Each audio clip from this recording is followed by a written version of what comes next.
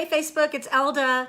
I am in Des Moines, Iowa, and my son just finished running the 100-meter hurdles today. He did great. I'm really proud of him. It's the AAU. Here's the logo for my shirt. It's the AAU Junior Olympics for track and field. So it was really exciting. And anyway, so I am here, and he just finished running. Where his teammates have been really excited about this whole week. We have our whole team here from San Antonio. It's called Speed City. So anyway, just wanted to share with you what I'm doing and why I'm in this hotel room. Okay, hi Deanna. Who's watching? Hi Adrian. Hi Amanda. Hey David. Okay, there, I see Matt. So I'm really excited about who I'm going to interview today. His name is Matt Williams, and he's one of the leaders in our company. And he has a phenomenal story. It's just incredible how he got into this industry and how he crushed it. And so he's one of our leaders. He's one of my mentors, and I'm so excited to bring him on. So if you're a realtor or anybody that's in the real estate investment industry, broker, whatever you are, share this video and listen to his story, okay? All right, Matt, I'm bringing you on. Okay, it says it's adding. Hey, Matt. Hey, how are you doing? I'm doing well. How about you? Good, good. Can you hear me okay? Yeah, you sound perfect. Good, good, good. Okay, I know you're busy, and I really appreciate you doing this for me. I've been wanting to talk to you for a while because the last time we did our interview, it's been several months, and some things have changed. But I do want to kind of share with my network, where you're coming from, a little bit about your background, because to me, your story is really fascinating. And so I want to go back to 2007. Sure. One of the things you shared was that your dad had been in this industry for many years and never really had much success with it. And so you were the biggest skeptic. In fact, you hated it. Yes. So kind of go from there and share with us how, you went from being the biggest skeptic to a leader in your last company, and, made a lot of money, boatloads of money. And so just share from like 2007, what your perspective was and how you met Rick Gutman and that whole story. Sure. Yeah. So, as a child, my dad, I think the first company he joined was Amway, and then Shackley, and then there was some other company, where like fire protection. And, I remember as a child, he would always come home, get all excited and go, man, we're going to make millions, blah, blah, blah, blah, blah. And I would see his excitement would wear off, and then, we're on to the next. And so I remember telling my dad, I think I was probably like 14 or 15 years old. I'm like, Dad, if you just took the money that you've spent in all these companies and just basically put it in the bank, we probably would have had a lot more, right? And, I don't think he liked hearing that, but, it was the truth at the time, right? So that was my perspective as a child growing up. And then fast forward to 2007, I owned a mortgage and real estate company at the time, and the phone started getting kind of quiet at the end of 2007. Prior to that, they were extremely busy. Things were going. Had tremendous businesses happening. And things were going really well. And I get a phone call from Rick Gutman, and basically it was, hey, I don't know if you remember me. I know you're at my wedding. I was told that a lot of people talked to you about getting involved in this company called Monavi. And I'm like, wait a minute, hold on. I'm not interested. Yeah, I was at your wedding, not interested. I appreciate you taking the time. Hope you're doing okay. Say hi to your wife for me. And he goes, well, wait a minute. Can I ask why you don't want to sit down with me? And I said, I'll tell you why, because I've never met anybody that made any money, and I think this industry is a joke. And he goes, well, I'm making $3,000 a week. And I go, yeah, okay. I go, I'll tell you what. And there was a couple other things said. And I said, I'll tell you what. Why don't you show up at my office? This was a Friday, I believe. Show up on Monday and show me your money as you're walking through the door, and I'll let you sit down and we'll talk. And if you show me you're making $3,000 a week, I'll sign up on the spot. I figured he's never going to show up. I'm good. And I remember, I'll never forget, I look out my office window and I see this big old Hummer pull up, and this guy all buff, getting out.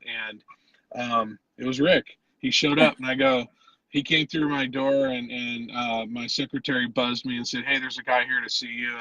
And I said, okay. I came out, shook his hand, and said, listen, I want to see your money before you walk in my office. And he goes, well, I got to get to the computer. I said, so you're going to show me, right? And he goes, yeah. So he opened up his computer. I got to my computer. He logged in his back office, and sure enough, he was making like $3,000 a week. And I go, do you mind if I look around and see, what you were making like in the beginning and how it progressed? And he goes, yeah, take as much time as you want. And I probably sat there for like 15 minutes just going through, and I watched it, the business build and, and plateau, and then build and plateau and build. And I started asking questions, right? And I'm like, wow, this is crazy. And so, anyways, I said, yeah, I guess sign me up and we'll figure it out along the way. If you can do this, I'm down for making money. And I did. And I went home and told my wife we were selling juice, and she goes, you're stupid. But whatever. And basically, I remember the first week I made $140, and I was so excited because for me to make that first $140 was like, matter of fact, I found a copy of the email that I got. Congratulations, you $140 you made this week. And that was the beginning of my journey, right? And what I was excited about is because exactly what he told me to do, I did, and he told me what I was going to make. And I'm like, this is easy. You in real estate, there's a lot of, you can go take your test and you can do all the things, but you're not gonna do exactly this and this is gonna happen, right? And so there's a lot of hurdles, and sometimes things don't happen at all, and sometimes they do, and there's no guarantees. Well, I wasn't used to that life, right? And so I got extremely excited, and I ripped the cover off the ball. I went from zero to, in 138 days, to making $500,000 a year residually. Okay. Wow. In 138 days, there was nothing but Wait, smoke behind me. wait. I got to repeat that, you guys. Did you hear? In 138 days, he went from zero to making $500,000 a year. Go ahead. Yep. So, and the coolest thing about it was residual, right? It was like, came in, and before I could spend it, more was coming in every Friday, right? And so I was so blown away by that, because I've never had a steady flow of income that I wasn't having to go out and grind to get. And so in real estate, right, you'll make money as it closes, but then once it closes, that deal's over. Like, you can't repeat it. You're constantly going to get another one. You got to replace it. You're constantly replacing. And people, they're usually only go on a cycle of buying and selling houses every 2 to 5 years, sometimes longer. So you've got to have a lot of clients that are constantly turning over in order to make this kind of money. So it was extremely like exciting for me to see something like, okay, I did this, and I'm gonna get paid. I'm gonna get paid. I'm gonna get paid. I'm gonna get paid. And then then I was like, okay, what does going on a vacation look like? Well, I went on vacation, made more money on vacation than I had made in the past. And so these types of things were like foreign to me, right? Because I was used to being stuck. My vacations consist of leave Friday afternoon about 2 or 3 o'clock and pray, right? That nothing falls apart, and then go and hope that my clients are calling and saying they found a house they want to put an offer on, right? Or whatever else, or somebody didn't break into my office and my alarm's going off, or whatever. Just the most random stuff. And then I would drive back late Sunday night, try to get as much sleep as I could, and then went to bed, and then got up the next morning and started over. That was my vacations. That's what a small business owner goes through. And so we went on a lot of little short vacations because I couldn't go on anything long. I personally, as a business owner, have never taken longer than 5 days off, right, in a consecutive period. And it usually went from like Wednesday to Sunday, and it was, you can't do it. It's just, when you're a small business owner, you have to be around. There's always something that happens. I remember going on a cruise as a small business owner, and it was a 3-day cruise, and I was like nervous the whole time because I had one day without my cell phone didn't work. I'm like, oh my gosh, what's going to happen? My wife's like, really? Like, just, this isn't even a vacation for any of us. You're messing it all up. Go somewhere else, And so that's really where this industry changed my whole vision of everything. It changed 100% how life was really supposed to be. And so that was kind of my introduction to the industry. And that's where I absolutely fell in love. I want to back up in that other company, my dad made $150,000 in 1 year. So Wow. it was because he got in the wrong time, the wrong company, and didn't have the right system. He wasn't able to do it. But I could take the same person with the right company, the right time, and the right system and make it work for him. And so if you found like you haven't had success, it doesn't necessarily mean like, it's over for you. It just means that maybe you're not the right place, not the right time, or the right system. So that was my dad's claim to fame. Like, we talk about it all the time. It was probably the best time of his life because he finally felt like, it worked for him and it made sense and he redeemed himself. So it was pretty awesome. So you touched on it a little bit, but I mean, I've never heard those numbers that you shared. So I'm even more blown away with your success that it happened so quickly because, you had a mentor in that business and he taught you how to be successful in that industry. Or maybe, I think basically in the beginning, you guys were learning together, right? We were mentoring each other, right? Yeah, So we he were had been mentoring each in, other. he had been in, I think a year before me, Okay. and he had figured out quite a bit of stuff. I had no idea, but what I did have, I had business experience. I had business knowledge. I knew how to start a business because, but at that time, I think I had started like 7 or 8 businesses and sold a few. So I had an understanding of how business worked, and I understand like what you're going to need to do in order to make a business make sense. But the thing is, I just didn't understand the concept. And what I absolutely fell in love with is the more you focus on people, the better you do, right?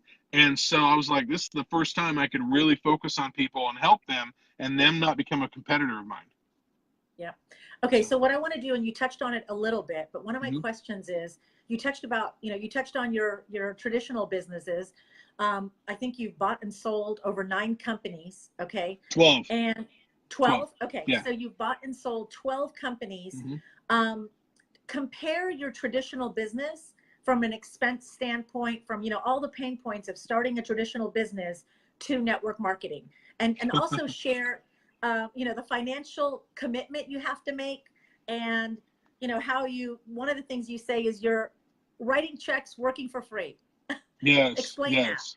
Okay, so I mean, in order to start any business, you have to have the ability to.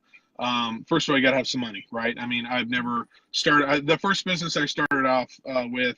My wife and I were both broke, and I put everything leveraged on a credit card and just hoped, right? And I continued to work another job and I did like that job on the weekend or the weeknights. So I couldn't afford to work for free at that time. So, I had to have something going on. But my businesses after that it was basically, you go out and start the business, invest the money, and expect that you're going to be working for free for a period of time. You hope not too long. And obviously it's a ramp up period. My real estate company, I worked for free for a year. And I was making money along the way, but I didn't get my money that I put in back. So that's basically working for free. I mean, you always want to work to get your money back first and get to where you started. And so, I mean, the conversation that you have to have with yourself every time you wake up in the morning, like, okay, I'm going to go in and I'm going to try to earn my money back that I put in, right? It's like, it's really kind of, it messes with your head. And there's certain days like, why did I even do this? I should have just kept the money in the bank and I just paid myself and I would at least be in better shape, a better spot. But Yeah. the idea of being able to build something, from the ground up and build something that's going to be long lasting is really what it comes down to. And so when you take a traditional business model, you usually have to have employees, you have to have a location, you have to have products, or you have to have something that is a costly expense. So a lot of expenses. Most businesses, they work 20 days in order to pay their overhead, and they make the last 10 days or 5 or whatever. It all depends on what that works. But you have to realize that you're going to work to pay just the bills before you can pay your bills. And so the stressful model with that is because it's in a situation where you've got now 2 sets of bills. So you have your office or your company bills, and then you have your personal bills. So that's where it really starts to mess with you. You're like, okay, I got a house payment. I have my power bill, and I have my cable bill, I have my internet bill, I have my insurance, I got my car payments, I got my gas, I got my food, I got, whatever else. And then I got the same over here. I got an office bill, I got an office space, I got employees, and everybody gets paid before you do, because otherwise, you're going to have a real problem, right? And so when it comes down to it, and when you start your own business, you have to have the appetite and the ability to sit there and work for free. And when I look at how network marketing is that's not the same way. I mean, you can do it with your current job. You can do it in your current situation, and the overhead is not going to crush you. You can have a bad month in network marketing, and you're out 100, 200 bucks. I mean, or nothing, I mean, technically the way our system's set up, you can do a couple things and you don't have any cost, right? And so it's there's nothing like it, that you don't have to have employees, you don't have to have workers' comp, you don't have to have all this nonsense that you do in order to build a business. And normally we have, and every business is going to have some sort of boundary. It may be a boundary of financial, or it may be a boundary or territory. It's mostly territory and financial, right? It's both. Where our situation is we've got 12 different countries we can sell our products in. We have to, or go to. And so, I mean, there's probably 2 billion people we can talk to about our company. I mean, in real estate, I could sell all in California, but really, technically, you don't want to go outside your area that you're familiar with, because it's not fair to your clients. Because how do I know that they're getting a great deal? Or how do I know that there's not some prison going to get popped in next to the house? You know what I'm saying? So It comes down to territory and cost, and the ability to expand. And that's usually the number one problem. My first company I started, it was always a cash flow issue, right? We were expanding, but I could only expand as much cash as I had. And it was constantly, okay, push the envelope on throwing more money at it to expand and hope that it worked. And there's in business, you want to stay small or go big. You don't want to be in the middle. That's the worst spot to ever be in, ever. Because in middle, you go broke. You got to go small or big. And so what I love about this industry is you don't have to go small or big. You can go as whatever you want. You can just go big, right? As big as you want to grow. It can be whatever. You can put as many hours as you want in, or as little as you want. And it can be whatever you want. And that's unheard of. Hopefully that does that help a little bit? Yeah, that makes sense. Absolutely. And one of the things, when you were talking about owning your traditional business, I just totally remember, it's almost like I have PTSD from when we owned, no way. Yes. From when we owned, yes. And we've only owned one business. My ex-husband is an eye doctor. We had a medical practice. And I remember we put $150,000 of our own money just to open our door. And then we got a loan for exactly $168,000. And actually we got a good deal, because we spent another $70,000, but the landlord did the finish out for us. Right. So really, basically think about almost $320,000 just to open up our doors. And just like you said, we were writing checks, paying employees, and we were the last people to get paid. We had all the bills from the office, and then Louis was kind of, he just like you said, we went big. We had a big optical. We started with almost 1,000 frames. Wow. We had really expensive equipment. Like some of his equipment was literally $1 million. Like each piece was almost $500,000 to $1 million. Of course we rented them. They were on. Sure. But I mean, we had very expensive bills. Our overhead was really high, and so we went probably, I can't remember exactly, but I think it was about 18 months before we really started to make money. And so we totally understand, or I totally understand. When I heard Rick Gutman for the first time talk about the pain points of a business owner, it completely resonated with me. I was like, man, this guy gets it. He knows exactly what I went through, and just like you, or you shared about some of your friends, I think when you were talking to Angela Bryden, that you have a lot of friends, or even you yourself, where you have a lot of money, but no time, right? You have this money, but you can't, just like you, we couldn't leave. We couldn't go on vacation. Well, especially with a doctor. I mean, if the doctor's not there seeing patients, you're not making any money. So it's like, there's no, even if you're a doctor, a lawyer, a CPA, a realtor, you're trading hours for dollars. The work that you're putting in is creating that transaction for you. And just like you said, when that transaction is over, it's over. Whereas with network marketing, we get that residual income 24 hours a day, 7 days a week. Yep. And what I like to say, Matt, and I know you'll agree with me, you know, is this easy? No. Does it take work? Yes. Is it worth it? Absolutely. And you're living proof of that. You're living proof of that. So, okay, so let me go to my next question. Explain why timing is so important. You know, I like to say timing is not everything. I think that's kind of over exaggerated, but I do think it's important.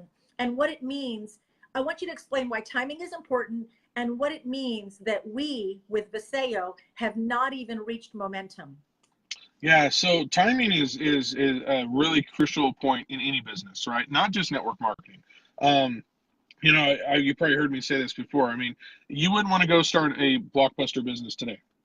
You wouldn't want to open one up, right? It wouldn't work out because technology and things have changed. But, you know, maybe 10, 15 years ago, that would have been a great idea. I mean, the first people that got in on owning a Blockbuster franchise did really well because it was something that everybody wanted and needed at the time. And so timing is extremely crucial. Timing of getting in and really building your solid base. And the reason why timing with us in particular is so important is because, you know, no one knows about us yet. So the territory is wide open. You know, 10 years from now, it's still going to be okay to get in, but it's going to be harder to build 10 years from now, right? Timing today is no one knows about us, and it's wide open. Hardly anybody's in compared to what it's going to be, right? We don't have millions of people in the business. You know, we're talking thousands now.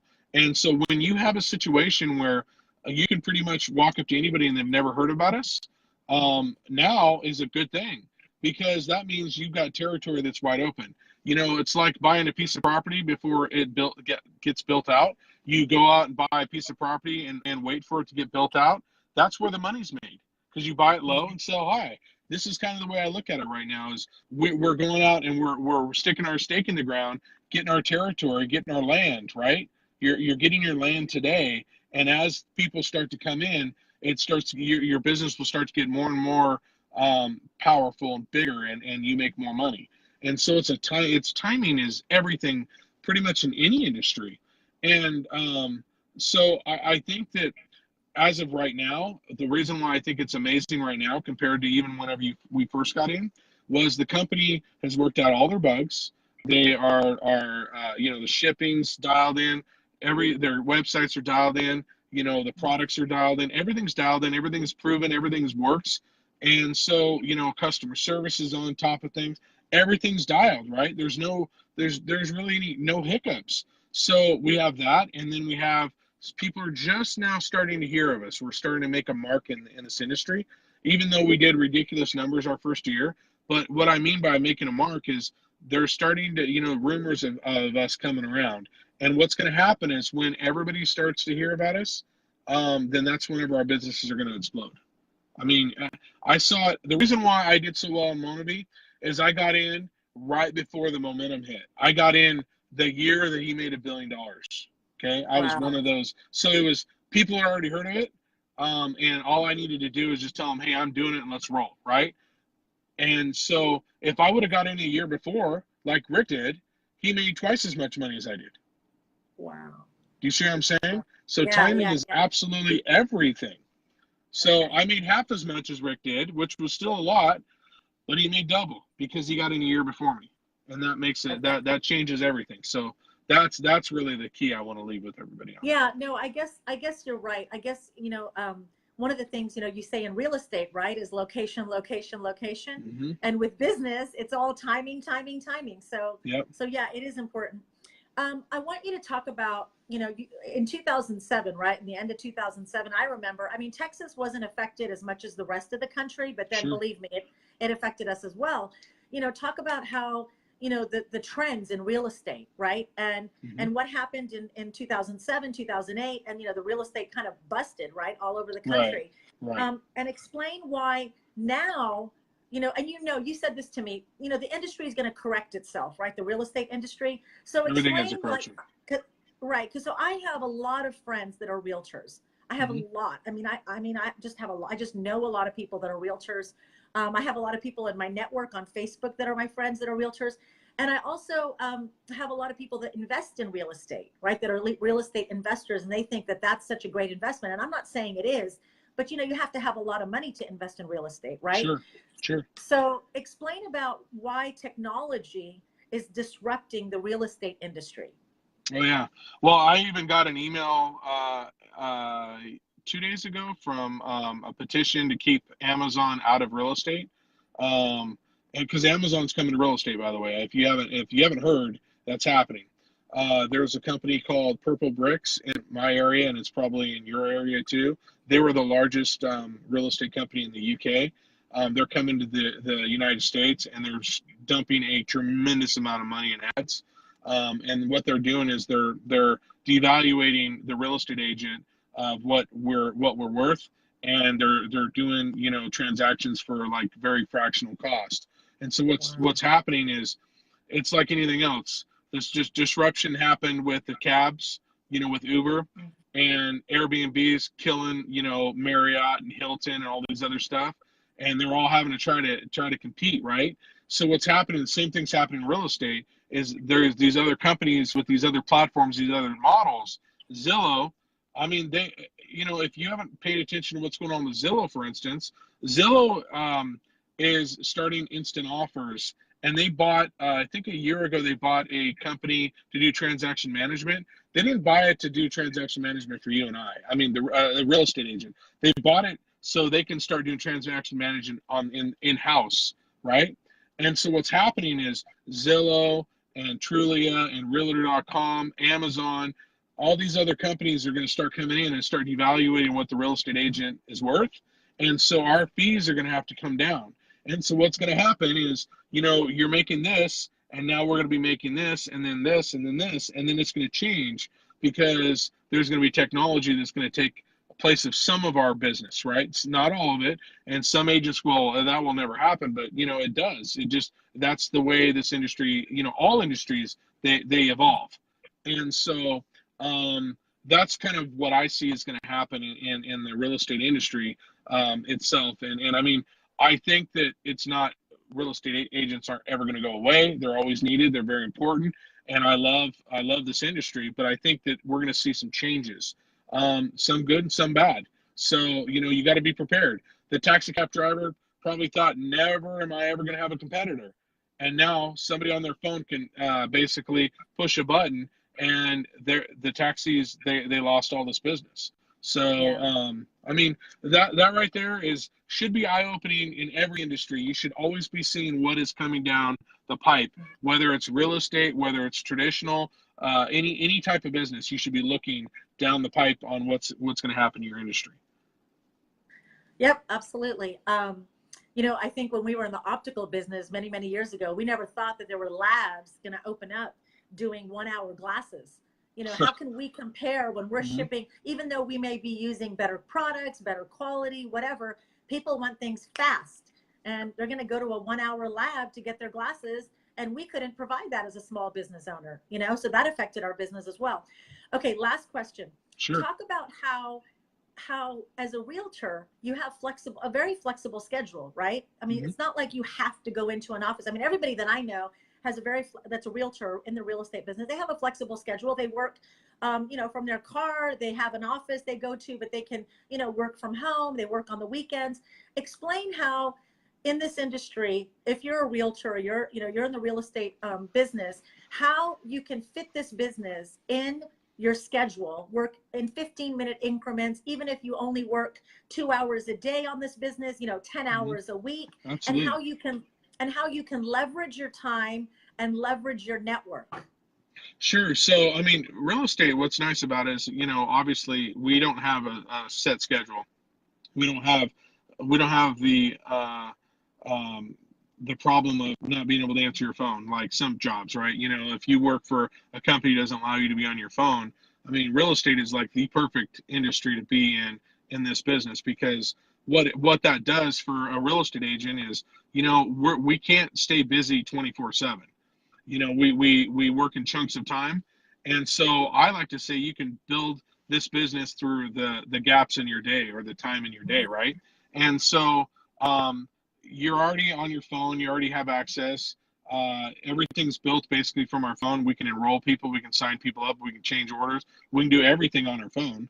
and everything's pretty much done through our phone. So it's like you got a mobile office in your phone, and real estate people are starting to become more and more mobile anyways because of the technology. It didn't used to be like that. It used to be you had to be in the office a lot more. You can go to the largest real estate company in this town, and there's 300 agents out of that office, and there's only 10 people there, and five of them are like receptionists and maybe people working on files and things like that. People don't stay around offices anymore. So that's what's nice about this business. Very mobile, and it fits perfectly within what a real estate agent can do because it's throughout the gaps of your day. The other thing I want to say is what's nice about this business that helps you. It's a totally different industry, right? So if the real estate market has some fluctuation, you're outside of that market. The other thing too is you're building residual base, so you get paid on a weekly basis. Where if you stop doing real estate, or let's just say you go on vacation, you're restarting your business, and it's 60 to 90 days before you get a check. This right here, you can start and stop, and you can continue, and you continue to make money. And so it works out really good for the real estate agent. It works out great for the loan officer. It works out good for anybody that has a flexible schedule. And then the people that don't have a flexible schedule works great too, because this can be built after hours. It can be built however you want it to be built. So yeah, I love that. And that's what I love about this business. A perfect example is last week I was in Florida with my kids on vacation on the beach. And this week I'm here in Iowa, in Des Moines, where my son is running, a track meet in the AAU Junior Olympics, and I'm still working. I've had meetings, I've had phone calls, I've had three-way calls, I'm doing Facebook Lives, almost every day. So I'm still working, and I'm not, my foot is not off the gas. I'm working hard because, I realize what I have now, and appreciate what I have with this industry. And, what I like to say is I didn't know, I was so misinformed before. I was so uneducated. I was so arrogant that I didn't even want to learn about it. And so anyway, so yeah, it's an incredible industry. I'm so passionate about it. I'm so honored to be on your team and have a leader like you and a mentor like you helping us. I really mean that. I really mean that. So I'm excited to have you in my business, and I'm excited that the people that we have. I'm excited to see the growth that you're having now and what's coming. And the leadership skills that you have. It's going to be amazing. We're going to have a long-term relationship, a long-term friendship, and a long-term business. And we can all go to the top together. That's what I love. That's what I truly love. I know, and that's actually what I put in my introduction about you. I was kind of scrolling through your wall, and that's what true leadership is. True leadership is you want to help your friends, and with this industry, you can take your friends with you all the way to the top. That's what is the best part. The best part of everything. Absolutely. Thanks, Matt. I really appreciate it. You got it. Enjoy Iowa. All right. Take care. Thanks. Bye.